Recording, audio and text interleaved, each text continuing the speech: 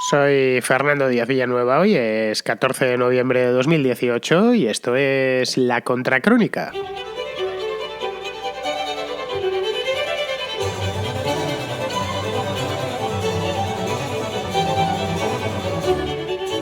La semana pasada Podemos, Unidos Podemos, que es como se llama oficialmente su grupo parlamentario, presentó en el Congreso de los Diputados una propuesta de ley para que se extienda el franquismo hasta el año 1983, hasta el día 1 de enero de aquel año, concretamente.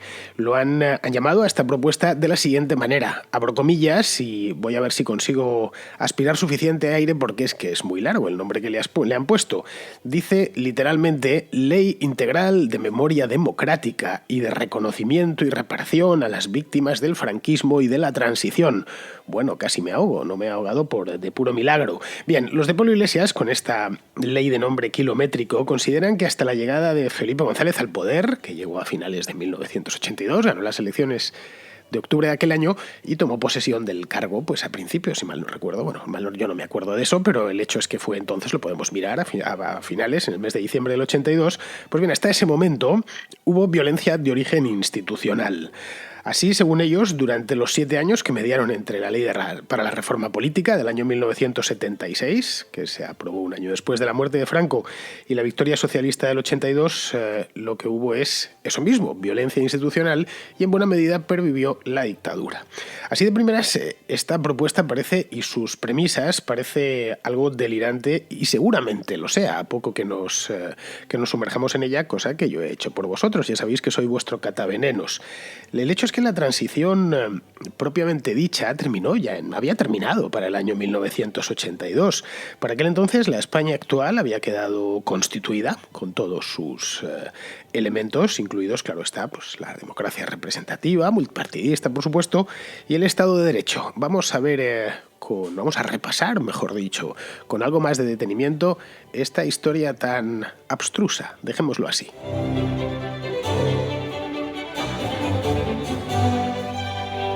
Iba a empezar el programa leyéndoos el nombre de la ley, pero es que ya os he dicho antes que casi me asfixio, así que lo que voy a hacer es, voy a empezar el programa haciendo una pregunta, soltando una de estas preguntas retóricas al aire que me gustan tanto en la contracrónica.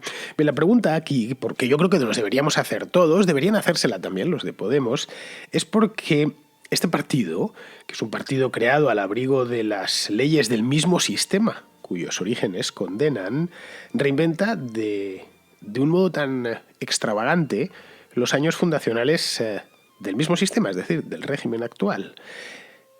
Es la pregunta que me hice nada más en ver la noticia. Por supuesto, después de ver la noticia, esta noticia la dieron varios medios de comunicación. El otro día, lo primero que fui es a buscar a la web del Congreso la propuesta en sí. No me gusta hablar de oídas, obviamente, ni con un teletipo. Y le estuve echando un vistazo. Tiene 60 páginas. Si os aventuráis, que sea por vuestra propia cuenta. 60 páginas de lenguaje funcionarial. Una cosa realmente horrorosa.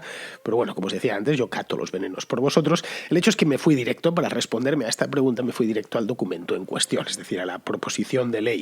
Y la verdad es que no hace falta irse muy lejos dentro de la propia proposición de ley que presentaron en la Cámara Baja para encontrar las razones.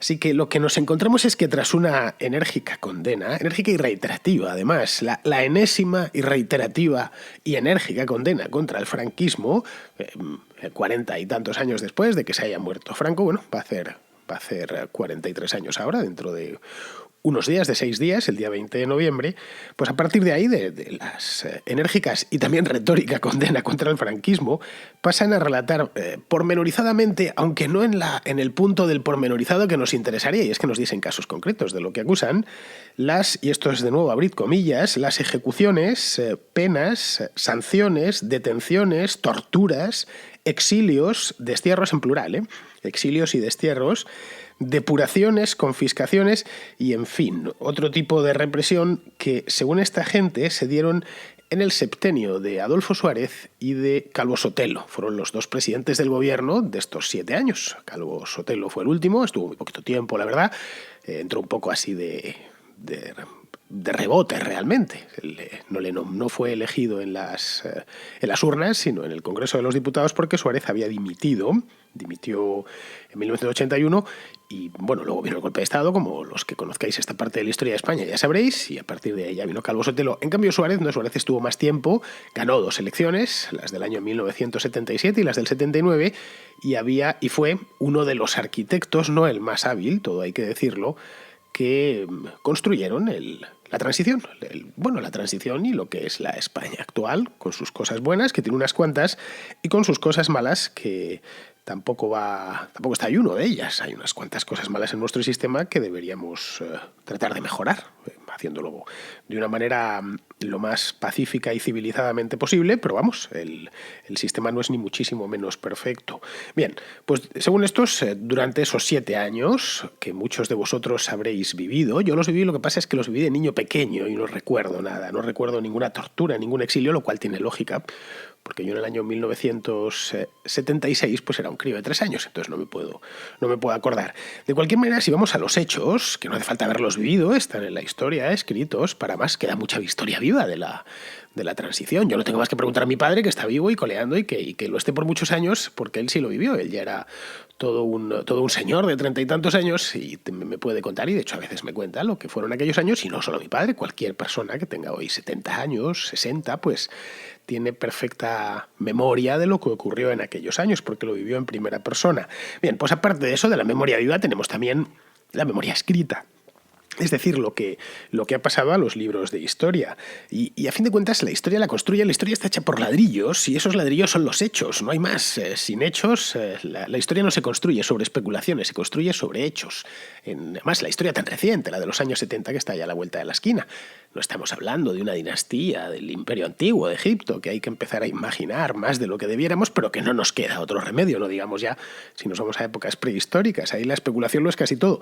Pero en el caso de la historia del mundo actual, es decir, de 1978, tenemos periódicos, tenemos las actas de las Cortes, tenemos televisión, de todo, hay cine, en fin, está la cantidad de fuentes para estudiar este periodo de la historia, no solo en España, sino en todo el mundo, que lo que cuesta es seleccionarlas, es saber exactamente con cuál te quedas. El hecho es que si vamos a eso, es decir, si vamos a los ladrillos puros, a los hechos, lo que nos encontramos es que el franquismo pervivió en su estado más o menos puro hasta diciembre de 1976. Habida cuenta de que Franco había muerto en noviembre del 75, pues sobrevivió al propio Franco un año, o un año y un mes. En el mes de diciembre del 76, en aquel momento, las Cortes franquistas se practicaron algo parecido al seppuku. Bueno, sí, se practicaron un seppuku en sentido figurativo, es decir, se suicidaron, porque se lo pidió Torcuato Fernández Miranda y lo consiguió. Este sí fue uno de los arquitectos inteligentes de la transición y de los que fueron muy hábiles. Se lo solicitó, y ellos, los procuradores, en aquel entonces no se llamaban diputados, eso de diputado sonaba liberal y entonces no les gustaba a los franquistas, les propuso la ley para la reforma política y dijeron que sí. Esta ley desmantelaba la arquitectura institucional del régimen, es decir, desmantelaba, lo hacía de una manera muy breve, cambiando una serie de artículos sobre las leyes fundamentales del régimen para poderlo convertir en otra cosa, que es lo que al final terminó sucediendo. Bien, esta ley, aparte de aprobarse en las Cortes, fue sometida a referéndum y aprobada. Creo que el referéndum fue, no recuerdo la fecha exacta, pero sí creo que fue el 15 de diciembre, puede ser, si me equivoco, corregidme, y fue aprobada por una mayoría bestial de votantes. Estoy hablando del 94%, es decir, prácticamente todos los españoles con derecho a voto, y que fueron a votar aquel día, obviamente, y a estos referéndums la gente votaba mucho, pero estaba deseando votar. Habían estado 40 años sin poder ir a votar, y las primeras elecciones tuvieron unas participaciones brutales. Los primeros referéndums, lo mismo pasó con el de la Constitución. Bien, a favor de esta reforma, de esta ley para la reforma política, estaban, aparte del rey, obviamente, y del propio gobierno, estaban todas las fuerzas políticas del momento. Las fuerzas políticas que habían emanado del propio régimen y que todavía no se habían convertido en partidos políticos, no por falta de deseo, sino porque en aquel entonces todavía eran ilegales. En contra de la ley para la reforma política se posicionaron, pues todo el búnker franquista, es decir, Falange, Fuerza Nueva y toda esta gente que no consiguió gran cosa, pues porque al final el español de la época básicamente venía a hacer lo que le decía el gobierno, y el gobierno dijo que había que votar a favor de esta ley de reforma política. Los partidos que estaban fuera del sistema, que no emanaban del franquismo, léase el Partido Socialista o el Partido Comunista, no se opusieron, simplemente se limitaron a pedir la abstención, en espera de que la ley se sustanciase en algo positivo para ellos, es decir, en más apertura, en que la voluntad de Suárez y de Fernández Miranda, que había sido el que había hecho esta ley, se materializase en una democracia real y no en un juego de manos en el que, bueno, un año después o unos meses después se encontrasen con que el franquismo les había engañado. Bien. Ante la duda, lo que decidieron fue abstenerse y pedir la abstención. Hubo muy poquita abstención, de cualquier manera, así que no. También es cierto que no pudieron llegar al electorado porque en aquel entonces eran partidos ilegales. Pero bueno, el hecho de esta gente o de estos partidos, el hecho de por qué se abstuvieron y por qué la pidieron, tiene cierta lógica si lo repasamos ahora. Por un lado, desconfiaban de Suárez, que no en vano venía de ser secretario general del movimiento, y por otro no querían transmitir a sus seguidores, muchos o pocos, pero sí que tenían seguidores en algunos lugares, como eran las grandes ciudades, bastantes, la idea de que estaban pactando con los ministros de Franco. Bueno, es que a fin de cuentas, el primer gobierno de la monarquía era un gobierno hecho por ministros con retales de los que habían ocupado ministerios durante el franquismo. El hecho es que no tardaron mucho en hacerlo, en pactar con estos ministros de Franco. En solo 5 meses, desde el referéndum para la reforma política, se legalizaron todos los partidos políticos. Absolutamente todos, creo que hubo alguna excepción, partidos muy escorados a la extrema izquierda, que entendieron que podían tener vínculos con organizaciones terroristas, pero quitando eso, el partidos de extrema izquierda, como fue el caso del Partido Comunista de España, se legalizó además, como bien sabe el estudioso de esa época, en plena Semana Santa, que fue un sábado santo, el sábado santo rojo. Mientras todo el mundo andaba de vacaciones, el gobierno de Suárez decidió dar el campanazo para que pasase desapercibido. Eso además ocasionó mucho estupor al propio Bunker, que no se lo terminaba de creer. Además veían que les habían engañado. Decían, bueno, este tipo nos ha engañado como a chinos. Nos prometió hace unos meses que iba a haber cierta apertura, pero claro, no tan grande, no que los comunistas vuelvan por aquí. Y algunos militares, los militares más franquistas, que había obviamente muchos porque Franco era un general. Entonces, a los de su casta, que era la casta militar, pues los había siempre cuidado muy bien. Bien, quitando estos, el resto del país lo recibió bien, pues como que le pareció algo relativamente normal. Si vamos a hacer elecciones, pues tendrán que concurrir todos los partidos. Eran unas elecciones además muy especiales porque habían pasado desde el año 1936, habían pasado 41 años, que es muchísimo tiempo. Es como si fuésemos a celebrar este año elecciones en España, 2018, y que las últimas se hubiesen celebrado en 1977. Es decir, estaríamos todos con la papeleta entre los dientes deseando ir a votar. Había pasado una generación, 2 generaciones enteras sin poder ir a votar. Así que si la ley para la reforma política había, como os comentaba antes, demolido el franquismo, las elecciones de junio del año 77 supusieron el comienzo de la construcción democrática.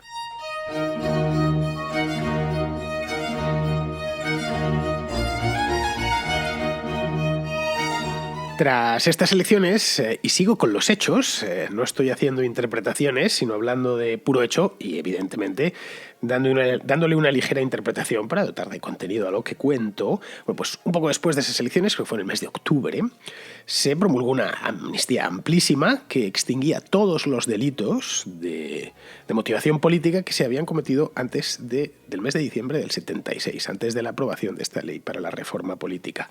Fue verdad, y años después se ha dicho, aquello fue una ley de punto final, esta ley de amnistía. Sí, fue una ley de punto final. Muchas veces las dictaduras terminan con leyes de punto final. Era una ley de punto final, curiosamente, que los partidarios del franquismo no querían. Y que incluso los reformistas, o una parte de los reformistas, tampoco querían. Alianza Popular, el germen de lo que luego sería el Partido Popular, se opuso a esta amnistía. Y quien la pidió con gran ardor, por cierto, en el Congreso de los Diputados fueron los representantes del Partido Comunista. Ahí están las actas y las hojas de sesiones de aquel entonces, del año 77, para saber quién era exactamente el que pedía este punto final. Vamos a empezar de cero. Era necesaria, después de una guerra civil muy sangrienta, que había partido el país, de 40 años, en algún momento había que ponerle fin a aquello. Es decir, de no buscar no buscar venganzas. Aquí el Partido Comunista, yo creo, evidentemente lo veo 40 años más tarde, creo que estuvo bastante a la altura. Pero bueno, aparte de eso, luego vinieron los pactos de la Moncloa que trataron de enderezar la economía y luego ya, y mientras sucedía todo esto, la redacción de la Constitución.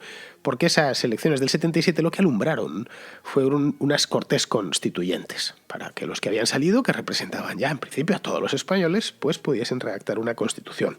Se nombró una delegación, se recluyeron, al parecer, en el parador de Gredos y había pues representantes de todos los partidos, tanto del partido del gobierno, que era UCD, como la Alianza Popular, del Partido Comunista, el Partido Socialista. Y una vez la tenían hecha, pasó por las Cortes, fue aprobada y se sometió a referéndum también, en diciembre de 1978.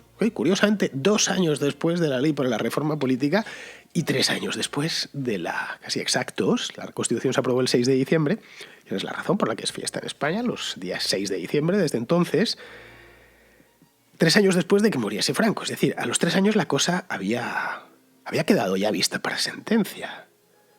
Luego, además, aparte de esto, como consecuencia de esta... Sigo con los hechos. Como consecuencia de esta Constitución, los españoles de la época volvieron a las urnas en el mes de marzo para unas nuevas generales. Ya habían quedado constituidas, las Cortes Constituyentes habían hecho su trabajo y ya empezaba la primera legislatura normal. Esto fue en marzo, creo que fue el 1 o el 2 de marzo del 79, y para renovar las cámaras, y luego al mes siguiente, en abril, para renovar las corporaciones municipales, que lo mismo, no se renovaban desde tiempos de la República. Es decir, que en aquella primavera de 1979 podemos dar por concluida la transición. Si nos atamos a los hechos, obviamente, que es de lo que se trata cuando uno se pone a estudiar la historia o a tratar de entenderla. Es decir, se interpretaron los últimos compases, se interpretó la coda, por utilizar terminología musical, la coda de la transición, y amanecía la España actual, lo que conocemos hoy, con todas las instituciones que tiene, como os decía, con sus cosas buenas y sus cosas malas. Caray, es por ello que lo llamamos régimen del 78, empezando por los propios de Podemos, hablan mucho del régimen del 78. Es más, fueron ellos, creo, hace 4 años los que empezaron a hablar eso del régimen del 78 una y otra vez, hasta que al final lo hemos terminado diciendo todos. Hasta hace 3 o 4 años nadie hablaba del régimen del 78, hablaban de la democracia, así de manera general. Y hablan del 78 y no del 83 porque fue su momento fundacional, la Constitución. En la propuesta esta de ley dicen que el consenso de los historiadores es que terminó en el 83. Pues depende de algunos historiadores y de otros, ¿no? De cualquier manera, los historiadores...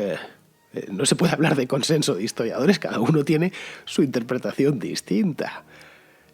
Habrá historiadores que te digan que terminó en el 77 con las primeras elecciones democráticas, otros que en el 78, otros que en el 79, otros que en el 83, y otros te dirán que no fue hasta 1996 cuando ya Aznar ganó las elecciones y que cerró completamente el ciclo de la transición. Es decir, Felipe González, a fin de cuentas, era un político de la transición, pero bueno, en esto evidentemente hay opiniones.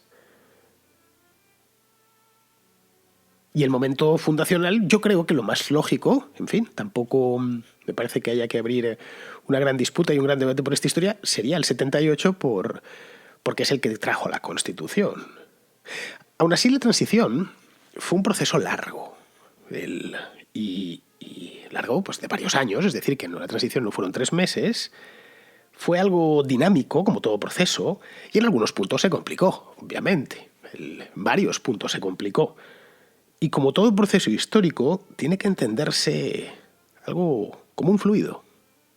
El franquismo, que había llegado de golpe en 1939, después de una guerra civil, se esfumó poco a poco, porque se quiso hacer sin tener que lamentar víctimas. Hubo algunas que lamentar, evidentemente provenientes del terrorismo, pero no estalló una nueva guerra civil. Entonces, primero el franquismo desapareció del ordenamiento legal, luego del interior de las instituciones y ya finalmente de las mentalidades. Y para esto nos podríamos ir incluso más adelante, ya hasta bien entrados los años 80, cuando la España anterior pues fue poco a poco desapareciendo, por ley de vida. Es decir, que en España, afortunadamente, no hubo una purga, sino un acuerdo. De hecho, el espíritu que animó la transición era ese mismo, era la concordia. Si vamos hay una estatua en Ávila, Adolfo Suárez está enterrado en la catedral de Ávila, hay una estatua de Adolfo Suárez y creo que la vi hace unos años, y poco después de que muriese, que Y aparece él, es una estatua con el vestido de traje, andando y tal, y pone bajo algo así como triunfó la concordia o imperó la concordia. Pues era eso, la concordia, y no el desquite. El régimen, a fin de cuentas, y esto parece ser que ahora lo ignoran, había sido muy popular entre amplias capas de la población. Y de haber prevalecido las tesis revanchistas, eso hubiese conducido a otra guerra civil, o a algo muy parecido. Y claro, como en todo acuerdo, y esto fue un acuerdo, la transición, a la que bien podríamos llamar, y ya lo he dicho en alguna ocasión, la transacción, pues porque transaron literalmente, ambos lados cedieron muchas cosas. Las izquierdas, por ejemplo, pues aceptaron la monarquía. Y las derechas, pues la descentralización territorial, que no la querían. Aquello de las nacionalidades, que luego ha dado tanto que hablar. En lo que unos y otros estaban más o menos de acuerdo es que el futuro fuese parlamentario. Es decir, que la monarquía sí, pero parlamentaria. Y que las diferencias políticas se dirimiesen pues, en las urnas y en las cámaras como en los países civilizados. Y no en la calle, ni por supuesto en las trincheras. Luego fue un proceso muy extenuante en términos políticos, al menos para el partido que lo pilotó, que fue la UCD. La UCD era una agrupación. Llamarlo partido, de hecho, no llevaba ni el nombre de partido. UCD significaba Unión de Centro Democrático. Una agrupación montada en el 77 en torno a Adolfo Suárez. Se le llamó, durante el primer año se llamaba el Partido del Presidente. Decíamos, ya está, con esto basta. Y mucha gente, de hecho, fue a votar a UCD porque era el Partido del Presidente y le daba cierta tranquilidad. Tampoco estuvo exento de fallos todo este proceso, pues como en toda obra humana. Más si cabe en una obra humana llevada a cabo por esa variedad de humanos que se dedican a la política y que son cortoplacistas incorregibles. Algunos de los problemas que hemos arrastrado después vienen precisamente de ahí, de ese cortoplacismo, pero bueno. Lo que yo creo que está fuera de toda duda es que para 1978 el franquismo había pasado ya a mejor vida. De hecho, la ley de memoria histórica, esta que fue tan polémica del año 2007, que promulgó Zapatero, reconoce 40 víctimas que murieron entre 1968 y 1978, en ese decenio, a manos de las fuerzas de seguridad del Estado. Es decir, incluye el final del tardofranquismo y la transición, que fue hasta el 78, el año en que la Constitución entra en vigor. Podemos, sin embargo, cuenta 188, solo desde el 76. Y otorga además la condición de víctimas a quienes, y esto es literal, a quienes tuvieron temor de ser perseguidos.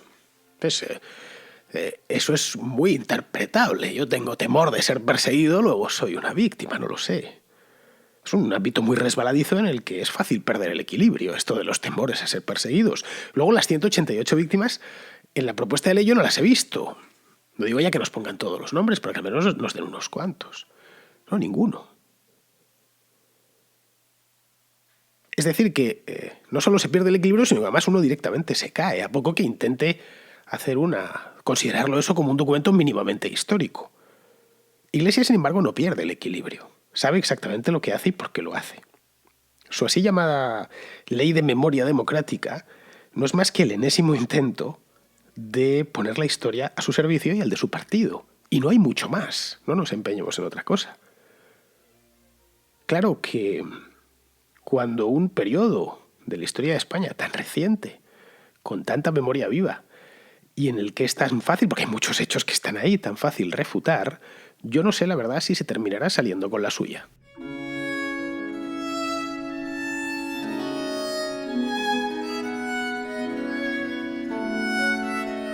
Tengo una llamada de Rubén, un oyente y patrono de Valencia, que me deja un mensaje para contarnos la siguiente historia. La cuestión es que el Club de los Viernes, del que yo soy responsable aquí en Valencia, y Fórum Biogusta, una asociación valenciana, habíamos organizado unas charlas sobre ideología de género en el Casino de Agricultura de Valencia. La primera charla fue sin incidentes. La segunda charla será mañana, día 14, a las 6:15 de la tarde, en el mismo casino, pero nos han organizado las asociaciones LGTBI nos han organizado una manifa antifa, porque obviamente nosotros no tenemos derecho a decir lo que nos dé la puñetera gana. Esa básicamente es la razón de la manifa. La última manifestación que tuvo el Club de los Viernes de estas asociaciones filomarxistas fue en Asturias, y bueno, está el vídeo en internet. Literalmente nos tiraron hasta botellas de vidrio, trozos de botella, nos tiraban piedra, nos tiraban de todo, ¿vale? Entonces así es como está ahora la situación, y ese es el recibimiento que nos tienen en principio preparado, a ver hasta dónde llegan, pero vamos, ese es el recibimiento que en principio nos tienen preparado, este atajo de perroflautas, ¿vale? El casino ha dicho que no cancela, nosotros no lo vamos a cancelar, ni muchísimo menos. Hemos avisado obviamente a la policía de lo que va a suceder, y ya nos han dicho que vendrán. Pero bueno, esto para que tus oyentes vean un poco el percal de esta gentuza. Y bueno, por si a alguno de tus oyentes le interesa, que sepa que la última conferencia en Valencia será el día 5 de diciembre, y que participas tú, Fernando Díaz Villanueva. Esperemos si no nos vemos obligados a cancelarla o cualquier cosa, ¿vale? Nada, un abrazo a ti y a todos tus oyentes. Pues mira, Rubén, nada nuevo, en fin, nada que no sepamos. Esta gente tiene un problema con la pluralidad, de verdad. Este tipo de fascistadas universitarias está convirtiéndose en algo tristemente común. Esto no era común en los años 90, cuando yo estudiaba en la universidad. De verdad lo digo, yo estudié en una facultad de filosofía y letras, que no hice una carrera útil de estas para la sociedad, tipo una ingeniería, donde la gente se dedicaba a estudiar. Mi facultad, pues bueno, ya sabéis, las carreras de letras. Y se organizaban continuamente cosas, pero nunca jamás vino escrache. Y se hablaba de todo tipo de cosas, y bueno, hablaban unos y hablaban los otros, y había asociaciones de todo tipo. Más a la de izquierda, eran más, evidentemente muchas más las de izquierdas, pero también había algunas que eran más o menos de derechas, y no pasaba nada. A nadie se le ocurría ir y liarse a botellazos con alguien que decía algo con lo que no estaban de acuerdo. Es decir, que vemos que están asilvestrados, o se están asilvestrando, porque no lo estaban hace 20 años. Yo creo que hacéis bien en no cancelarlo, esa es mi opinión. El precio de la libertad, lo he dicho muchas veces, lo decía Jefferson, es la eterna vigilancia. Y estas cosas hay que vigilarlas. Y no hay que rendirse. La verdadera derrota es la rendición. De las rendiciones no se sale jamás. Yo, la verdad, si de mí dependiese, no lo cancelaría y lo haría. De hecho, como bien dice Rubén, el 5 de diciembre, es decir, dentro de nada, de 3 semanas, estaré por allí en Valencia. Y si me montan un comité de bienvenida, que no lo sé, pues ¿qué le vamos a hacer? Daré mi charla acogiéndome al artículo 20 de la Constitución, que trata la libertad de expresión como un derecho fundamental, que me asiste a mí como ciudadano, igual que les asiste a ellos, por cierto. En fin, Rubén, ánimo y, por supuesto, no os rindáis. La rendición es la derrota asegurada. Bien, vamos a seguir con otra llamada más. Esta habla de un acto al que yo no podré ir porque me pilla un poco lejos de casa. Es la llamada Chocho Charla, que se celebrará en Palma de Mallorca el próximo día 23. Bien, esto nos lo cuenta Rodrigo de Gijón. Aquí pone de titular: el Ayuntamiento de Palma organiza una Chocho Charla bajo el lema Empoderándonos desde nuestros coños. Magnífico, un titular estelar. Y bueno, la conferencia esta está dada por una psicóloga sexóloga llamada Isabel Duque, que se llama La Psicowoman, tiene un canal de YouTube. Y esta charla es con el motivo del Día Internacional contra la Violencia hacia las Mujeres. Y bueno, esto lo organiza PSOE, MES, Podemos, maravilloso. Y destaca el alcalde ecosoberanista que es importante dar visibilidad hacia las violencias y trabajar para la prevención y sensibilización y la concienciación. Y continúa la noticia, que es cada vez mejor. La propia ponente se define como muy friki de los coños. Y en otra charla de Bilbao hace poco dijo: porque cuando valoramos nuestra vulva, nos estamos valorando a nosotras mismas. Porque queremos reaprender a conectarnos con nuestro útero olvidado y negado por el patriarcado. Y porque creemos que las mujeres necesitamos un arma corta para defendernos de la opresión patriarcal. Y ese arma es el conocimiento. Maravilloso. Hice un poco de investigación porque pensé que esto, no sé, ya roza la locura patológica. Y entré en su propio blog, que se llama La Psicowoman. Y pone que dice: La Psycho-Woman es una psicóloga, sexóloga y youtuber que está todo loca. Y que es una gran friki de los coños. Desde el 2004, perdona que me río demasiado, ha ido recapitulando toda la información sobre nuestras vulvas, que a nuestro sistema cis heteropatriarcal no le interesa que tengamos, y nos lo cuenta a través de una charla divertida, directa y cañera, pero también atravesada de denuncia por todo lo que sufren nuestros coños. Bienvenidos al maravilloso mundo del conocimiento. Yo no sé, pienso que esto es broma o que le han hecho el blog, porque no puede ser verdad.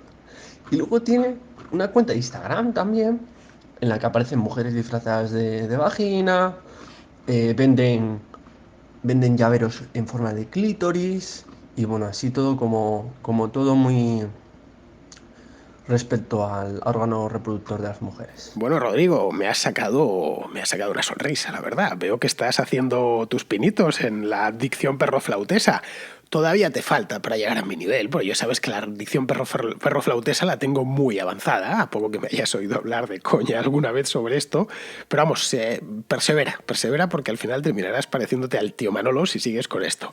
Bien, a ver, a mí me parece muy bien que esta señora, la Psycho-Woman, se llama Isabel Duque, por cierto, de sus chochocharlas y que se empoderen desde la entrepierna. No pienso decir esa palabra, yo tengo respeto a mis oyentes. El tema es que esta gente oscila entre la cursilería y la ordinariez. Oye, que no tienen término medio. O son unos cursis irrefrenables y de los que, según escuchas la cursilería, resbalas y te caes. O son unos ordinarios que tienes que taparte los oídos o lavártelos directamente. Yo he puesto a elegir, la verdad es que prefiero al ordinario antes que al cursi. Los que me conocéis sabéis que si hay algo que no soporto es la cursilería. ¿Por qué? Pero os preguntaréis, ¿cuando a la ordinariez es tan desagradable? Pues porque al menos en la ordinariez hay verdad. Es decir, cuando dicen, no lo voy a decir, todas estas cosas ordinarias, bueno, pues están diciendo la verdad, lo que piensan y tal, correcto, bueno, de una manera ordinaria y poco educada, pero es así. Es decir, les sale del alma, dicen lo que piensan. El cursi, en cambio, es todo impostura. Y yo con la impostura es algo que me subleva, no puedo con ella.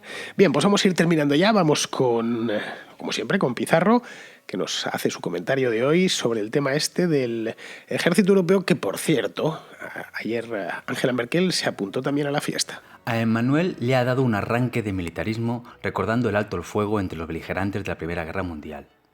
La paz en Europa ya se garantizó hace mucho tiempo gracias a personas mucho más capaces que Emmanuel. Y las amenazas comunes para la Europa actual o no precisan un ejército para su solución o necesitan al ya operativo y apalabrado de la OTAN, que por otra parte es una alianza en la que te puedes chotear del principal aliado y acordar misiones con él o con otros miembros y perdonarte a la melee de aliados que no comparten tus intereses en esa misión.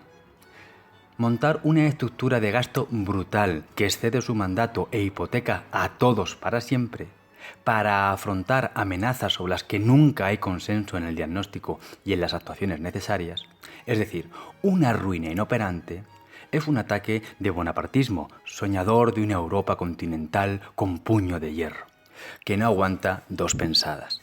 Un cordial saludo de Pizarro.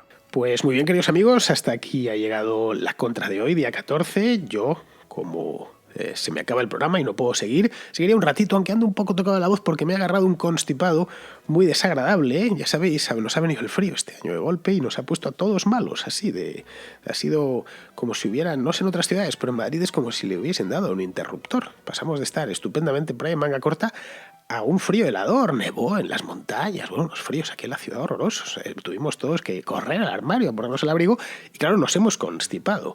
Bien, pues a ver si mañana ya estoy un poquito mejor y no se me nota tanto en esta voz tomada que tengo. Vamos, volveré, con o sin la voz tomada, volveré por aquí porque lo que más me gusta del mundo es hacer la contracrónica. Muy bien, queridos amigos, hasta mañana.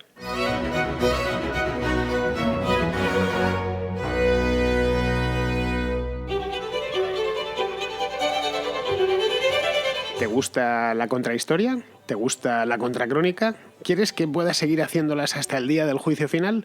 Apoya el programa y podrás disfrutar en exclusiva de El Contrapunto, un programa nuevo dedicado a la música, hecho además con los mismos ingredientes que la contrahistoria y la contracrónica.